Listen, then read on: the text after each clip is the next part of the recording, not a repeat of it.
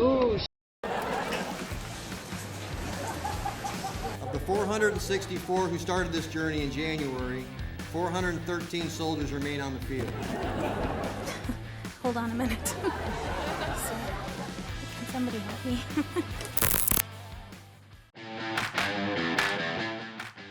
Do we want the Taliban in power? No. But guess what? They earned it. We held them back for as long as we could, and realistically speaking, on an infinite timeline, yeah, we could have held them back indefinitely. But that's not our job. The people whose job it was to keep Afghanistan free from Taliban rule were the men who were too smacked out on heroin to go on patrol. The men who were too scared to get in the fight. The men who would rather sell fuel to the Taliban than use it to power the vehicles that we provided them. The men whose job it was to keep the Taliban out of their country were less interested in victory than the Taliban were. They were less motivated to win than them. They had less heart with which to fight. That does not fall on us. If we pulled that shit in the Revolutionary War, no one would cry for us. No one would say, oh, the French should have given them more support.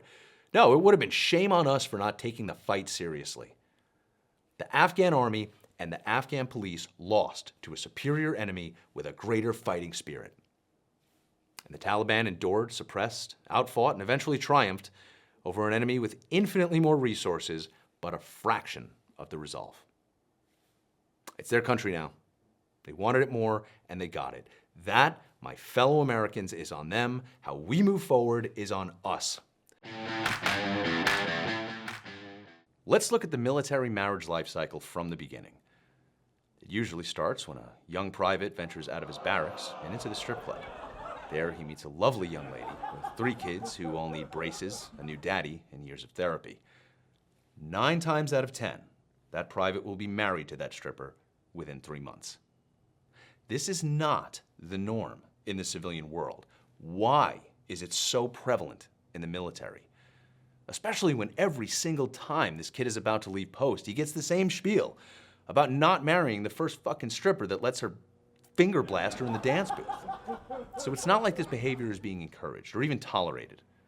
I can only imagine that this occurs for the same reason that someone who's told not to steal and is threatened with severe consequences for stealing goes out and steals anyway. It's usually not for the thrill of it. It's usually out of a real or perceived need. So what then are the real and perceived needs that service members are trying to fulfill when they make the decision to marry irresponsibly? I think we can boil it down to 3 things: time, money, and independence. Let's start with the low-hanging fruit: money. When it comes to the war on terror, one thing we've all learned is that whatever doesn't kill you might still end up killing you years later, specifically toxicity from burn pits. Our generation's Agent Orange has been the cause of a number of diseases ravaging veterans of Iraq and Afghanistan, from rare conditions like mucous membrane memphigoid to increased instances of cancer. Luckily, we have the VA to tell us to go f*** ourselves.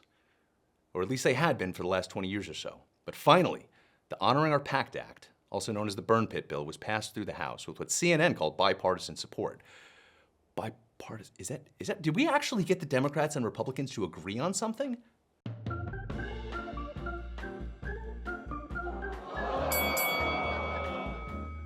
Holy shit. Bipartisan my balls. Is this what passes as bipartisan these days? Representatives from both sides simply voting? All 222 Democrats in Congress voted yes on this bill. 147 of the 181 Republicans voted no. Calling these results bipartisan when only 4% of one side supported the legislation is like gently garnishing a ribeye with parsley and calling it vegan-friendly.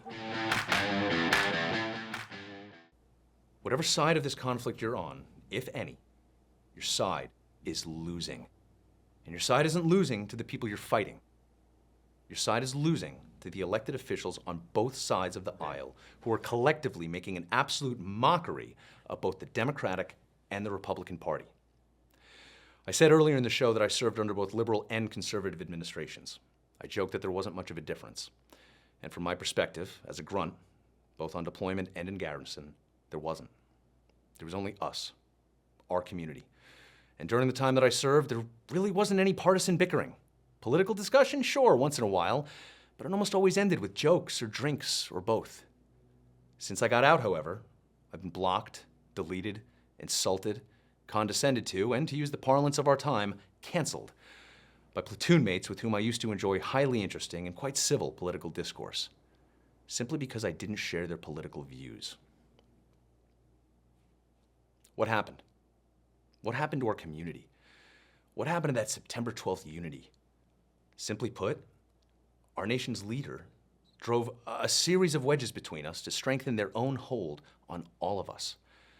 Show me a Marine in 2018 that didn't worship General James Mattis like a god. Mad Dog Mattis, patron saint of chaos, right? What happened when he resigned in December of that year? Social media was flooded with posts and comments by conservative Marines spouting Mattis. And when did Mad Dog turn into a liberal pussy? We few, we happy few, we band of brothers, owe more to each other than to treat one another with the same disdain and disregard that our legislators, who we cling to so feverishly, treat the entirety of our community on a daily basis. Guys, thank you for keeping an open mind, and I look forward to seeing you next week.